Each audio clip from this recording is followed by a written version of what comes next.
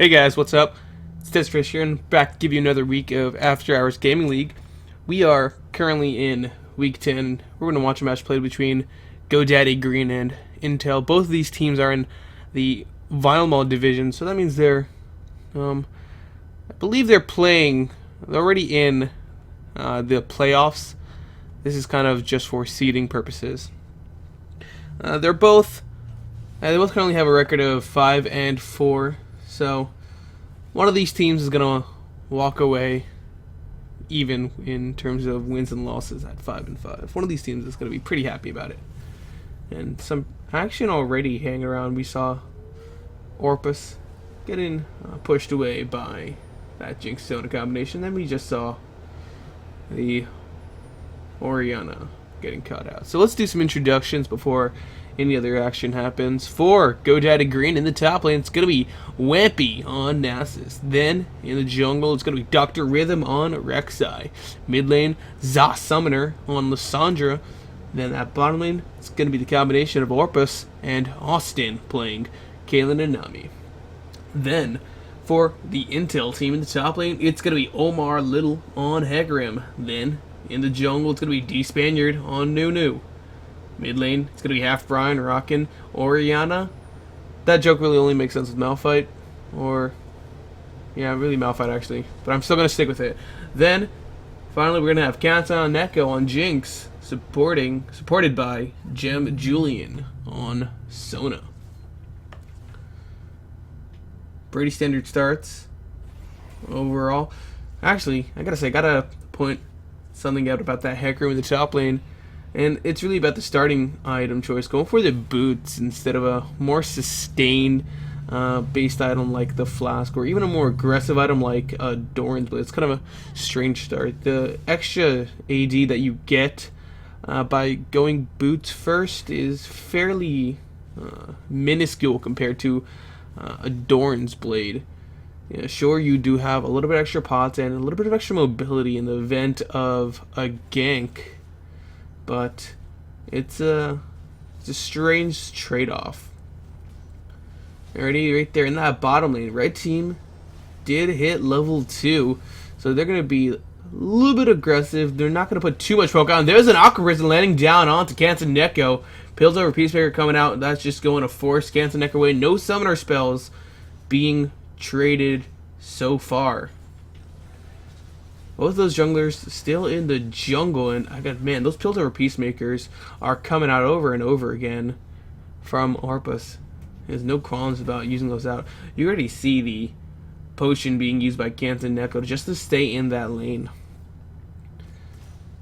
And in terms of lane matchups, that Omar Little is going to be able to do fairly well against that Nasus. We can already see Rek'Sai coming in, looking for a gank. Gets the burrow, wither onto Omar Little as well. No escapes besides his charge, but it doesn't matter. He had enough time to escape. And that's one of the things that you got to be careful about a Hecarim, since most people do go with the teleport and ignite. You don't have any other escapes besides your charge. Ooh, that's what it's called. Ooh, that has gotta hurt. Power chord, power chorded Q from Sona is just doing quite a bit of damage. Austin, though, is Nami, so he'll just be able to heal both him and his AD carry back up. CS differentials actually starting to grow in that mid lane. We already see Half Brian up by about 10 CS on to Za Summoner. Usually a really strange sight to see. Lissandra does have quite a bit of wave clear, so he shouldn't be able to. I should have too much trouble against Half Brian, but I guess he is. A little bit of roam coming out from Omar Little as well, looking to help that Oriana get a kill, but they're not able to get anything. He is just able to run straight back to that top lane, and he'll be missing out on a couple of CS. And I really like those trap placements by Orpus in that bottom lane. Putting them in the bush basically forces them to stay out of it. If they go into it, then they really have to watch their step. You're going to see Kantaneko risking a lot just by popping that trap. There it is. Glacial Path used by Za Summoner. Man, this camera is just out of control today. Going in. There's the Unburrow in the top lane. There's a flash on Unburrow down to Kantaneko. He's forced to flash away as well. Piltover Peacemaker going down. But the heal used by that Jinx will keep her alive. Meanwhile, in the top lane, we have a bit of action, but it's going to go back to that bottom lane. Unburrow down onto Kantaneko. That's the first blood for Dr. Rhythm. Meanwhile, in the top lane, Wampy going to get dived on by Omar Little. He's actually going to dive to the tower. Can he Spaniard get away? He can't. That's going to be a double kill for Wampy. That is not what they expected. They dove in a little bit too far. They did not have the damage, and you do not dive if you are new alone. You have very little damage output, especially in the jungle. You only have that Stalker's Blade, no damage items besides that Chilling Smite. And not only will they be giving over a double kill to Wampy in the top lane, they're going to be losing out on a dragon as well, since their bottom lane ended up dying. That's going to be 3 kills over to GoDaddy Green, as well as the first dragon of the game. They are going to be dictating how this game proceeds from now on. And oh, Austin just barely getting away from Gem Julian. We're going to see Wampy has a Sheen, and a Mana Crystal makes me think that he's going for the Iceborne Gauntlet as his first item, and that's really strange to see. Maybe he's just picking up the Sheen and going to sit on it, and the Glacial Shroud that he gets with the Sapphire Crystal is going to be built into a Frozen Heart. That would be the smartest choice. You really don't want to go Iceborne as your first item, because it pushes the wave against you. And as an Nasus, you want to get as much CS as possible. But then again, he could be getting a little bit of extra wave clear just to prevent Omar Little from roaming as much. And he seems to be doing a lot of that right now. He has that CS lead and even picks up a Ninja Tabby. Does not feel safe in that lane, it seems. Has that Ruby Crystal as well, so he's going to be working on that Phage. Trinity Force will most likely be his first item. Oh, Aqua Prison just barely missing. And while we have some time, I actually haven't mentioned the charities that these teams are playing for. GoDaddy Green is playing for the Boys and Girls Club of Greater Scottsdale, while Intel, they're playing for United Way of Columbia Willamette. 2 charities I have not heard of per se, but I'm sure they're good causes. There we go. Orpus finally goes back after so long, and he picks up that BF sword. So once he gets back in that lane, he should be able to force Kantaneko away. Gem Julian will have the heal to keep Jinx in lane, but eventually that mana will run out. And I'm really surprised to see he's actually upgraded his, not Frostfang.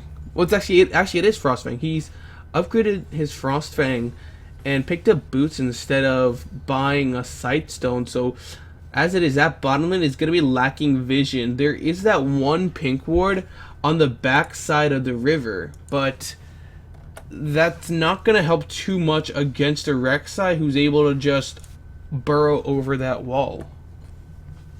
This is going to be a really easy gank for Dr. Rhythm if he ever wants to make his way to that position. Meanwhile, in that mid lane, Za Summoner taking a lot of aggression from Half Brian, even forced out of lane for the time being. This Orianna play from Half Brian is just so good. Able to even push away Alessandra. All the other lanes for GoDaddy, however, are performing fairly well. A lot of a poke in that bottom lane. And I gotta say, the Jinx Zona lane, they just should really rely on farming at the moment, the Jinx will be able to outscale the Caitlyn, and with the amount of poke that the Caitlyn Nami has over the Jinx Sona, it's really difficult for them to effectively trade. And you can already see they're just being forced away, especially since Orpus has the BF sword and Gantaneko only has the pickaxe. The damage that is coming out from each auto attack from this Caitlyn is going to be so much better. And there's a nice Aqua Prism locking down onto Gantaneko. He'll be backing away for now. You can already see this camera is just going wild, jumping from the top to bot to top to bot. Mid lane just having very little anything, to be honest. Just a lot of poke being traded. Oh my god, Jen Julian in the wrong position. There it is. Tidal Wave gonna knock him up. Orpus taking the kill. We do see D Spaniard looking for the gank, but he's a little bit too late. That support is already down, and here comes the roam coming out from Zaz Summoner. Ace in the hole being channeled. Can D Spaniard get away? There's the flash gonna be used, and he's actually gonna Chen down onto Gantaneko. That's a flash coming out from him. He does not want to die. We did see the Frozen Tomb being used as well, but it didn't warrant any other aggression from the rest of GoDaddy Green. They're just going to back away with the one kill they have. And never mind, there comes Dr. Rhythm. Exhaust going down onto the Oriana. He flashes the knockup, and that's a beautiful shockwave onto 3 members. A beautiful Super Mega Death Ray gives Gantaneko a double kill. Can Orpus get this kill to D-Spaniard? No, he can't. The shield is too much. And Gantaneko, no, he won't. D-Spaniard gets the kill instead. And an absolutely amazing turnaround from Intel in that last gank attempt by GoDaddy Green. We saw the Rek'Sai go in, flash straight onto Half Brian, but what he didn't expect was a shockwave to hit 3 members and setting up a great Super Mega Death Riot, giving Gantaneko an immediate double kill. And with Orpus, the last surviving member, there's really nothing he could do. He tried so hard to get that last hit onto D Spaniard to try and make it worth it, but it wasn't able to happen. They lost 3 kills, and they even lost a bottom lane first tier tower. Dragon is up in 5 seconds. Very little vision control around that general area. You can see the supports already in that vicinity, general vicinity, trying to put something down. And oh my god, Dr. Rhythm and Austin, they want this to happen right now. In the top lane, we do see a fight played between Wampy and Omar Little. They both have their teleports, but they're just going to fight. Wampy forced away. He actually flashes. Even Fear of the Sands was popped as well. There's the Tidal Wave forcing the flash out of Gen Julian. Austin taking very low shockwave, keeping him in that absolute 0. And that's going to be a double kill for Half Brian. They're going to try and set their sights onto Orpus. The flash will be used. He's trying to escape flash from D-Spaniard as well, and as well as a Chilling Smite. Super Mega Death Rocket is on point, and he's going to be getting that kill. Gantaneko. And with 3 members down on the GoDaddy Green team, Intel will be able to take this dragon. They're actually just going to let D Spaniard solo it while 3 members push down that bottom lane and most likely attempt to take that tower.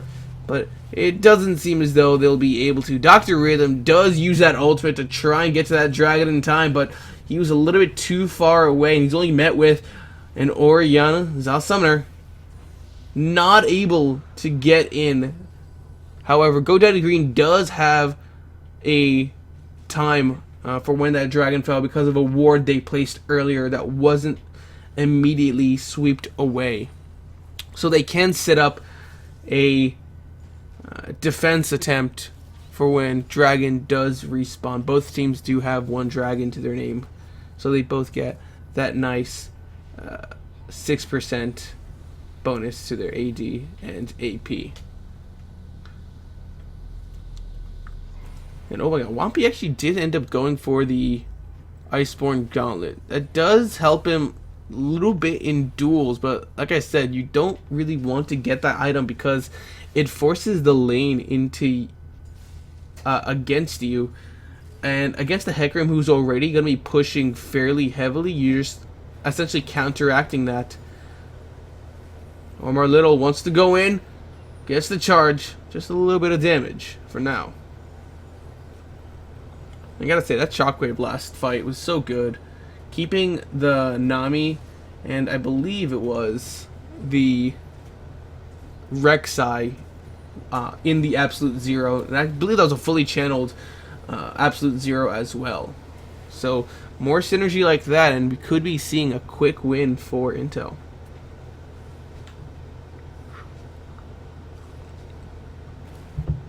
With the multiple kills that Ganton Neko has picked up, he has that infinity edge over Orpus, who still has to pick up Cloak of Agility and even the combined cost.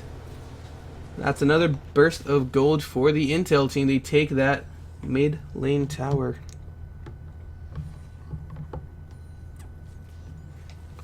And now they're actually going to try and go over to that bottom lane. You can already see the aggression. D Spaniard wants this Absolute Zero being channeled. He's just going to pop it. And a beautiful crescendo putting down onto Austin. Locking it in place with Gem Julian able to get the kill. So you make a Death Rocket being shot out, but it's not going to hit.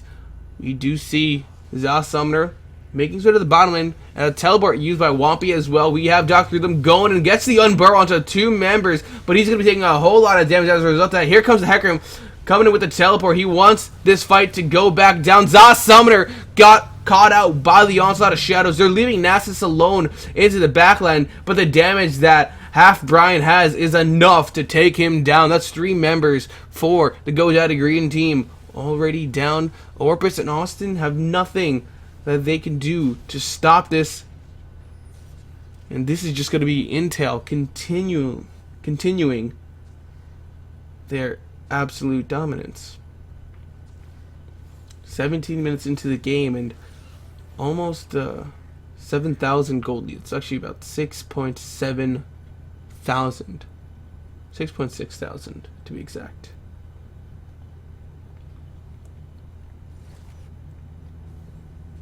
Yeah, at this point, GoDaddy Green just needs to. You just need to kind of farm up. Don't get engaged on that easily. They have the wave clear from Lysandra and Caitlyn to delay the towers from going down. They can't stop them immediately. The siege is going to be so strong from Jinx, Sona, and Orianna. But they can delay it and possibly force them away while they try and take another objective. They can work on getting picks. The pick potential for GoDaddy Green is absolutely amazing with the Lysandra, Caitlyn, Nami, and even to an extent Rek'Sai. You just get that knock up onto someone and you can actually just see where they're going to be at all times, even in Fog of War.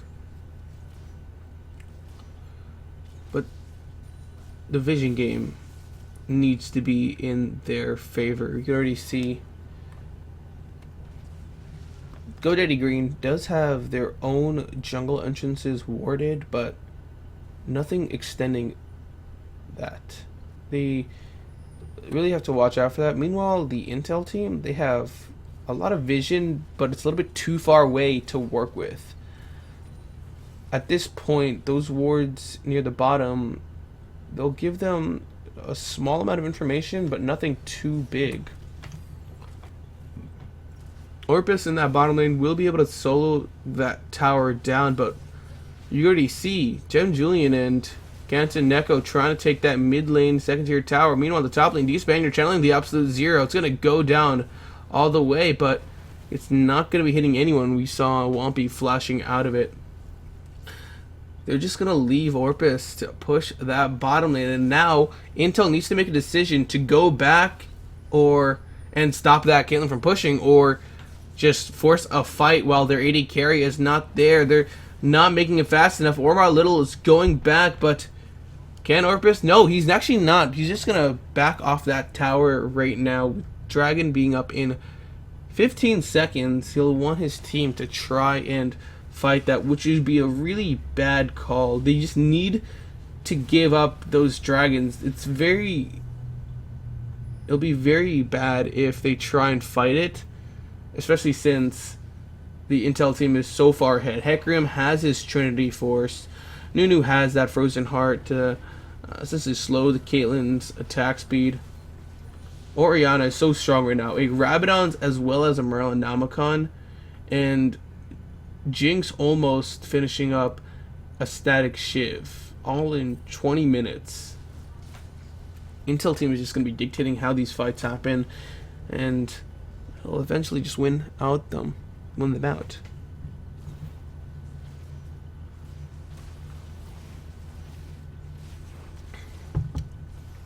Already see red team just trying their best. Blue team, GoDaddy Green just trying their best to clear. Oh, I wish I could. I want to go back to see that again, but then it messes up timing.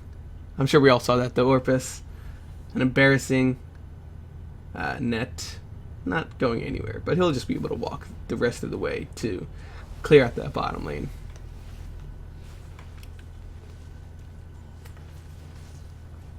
You know, but something I was talking a lot about how GoDaddy Green just needs to just set up wards and play extremely safe.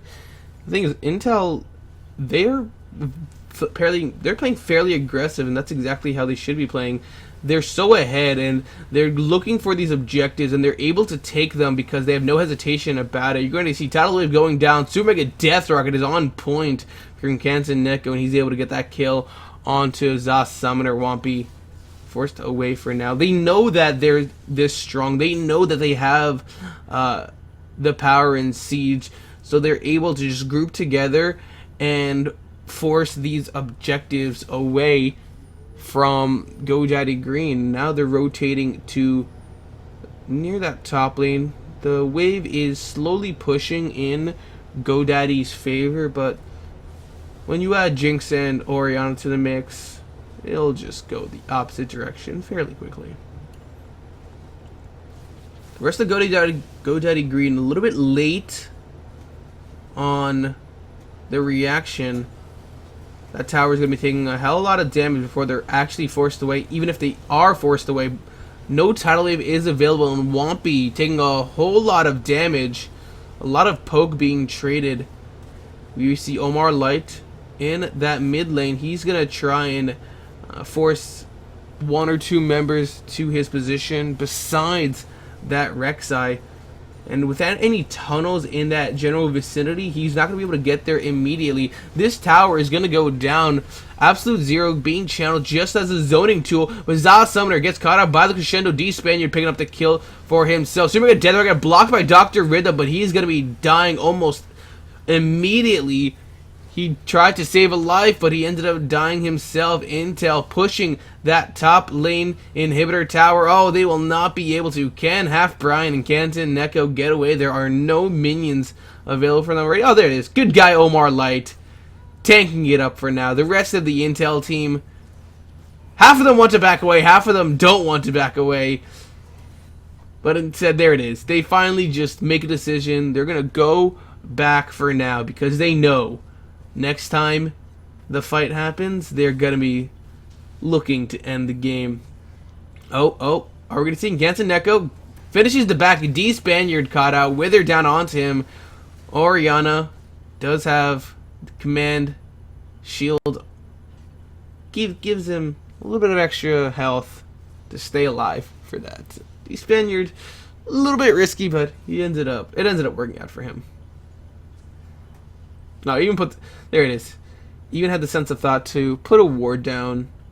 Doesn't want GoDaddy to sneak a Baron and slowly start coming back into the game.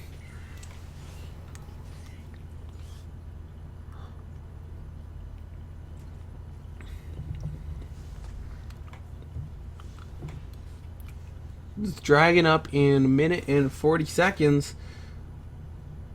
The rest of both of these teams, they're just specifically GoDaddy Green.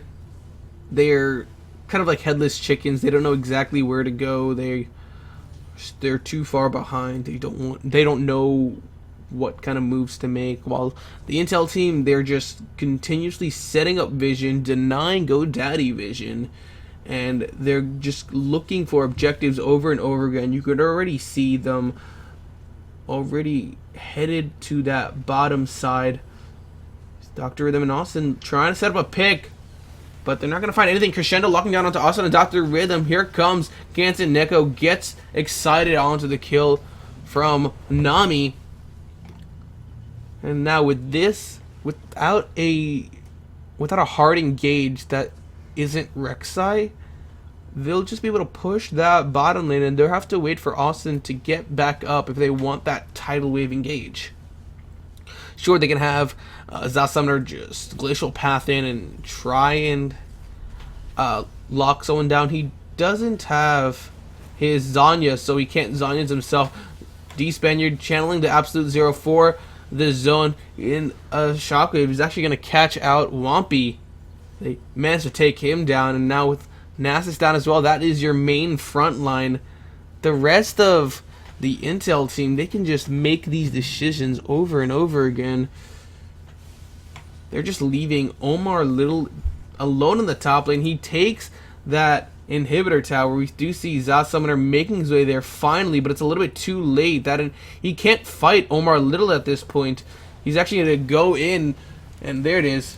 Frozen Tomb down onto Omar Little. He has Onslaught of Shadows for that escape, but the rest of the Intel team are now making moves to that bottom lane inhibitor tower. Orpus taken down to half health just from the dissonance from Orianna. She's so powerful at this time. And with Dragon up, they're just going to make their move to that position. D-Span, you're just smiting that. He does have Consume, but if Dr. Rhythm's able to get in, then he has a good chance of stealing it since he has a smite. Consume will only do about, actually at level 5, it actually does 1000 shoot damage. So it's on par of smite. I take it back. I know when I'm wrong.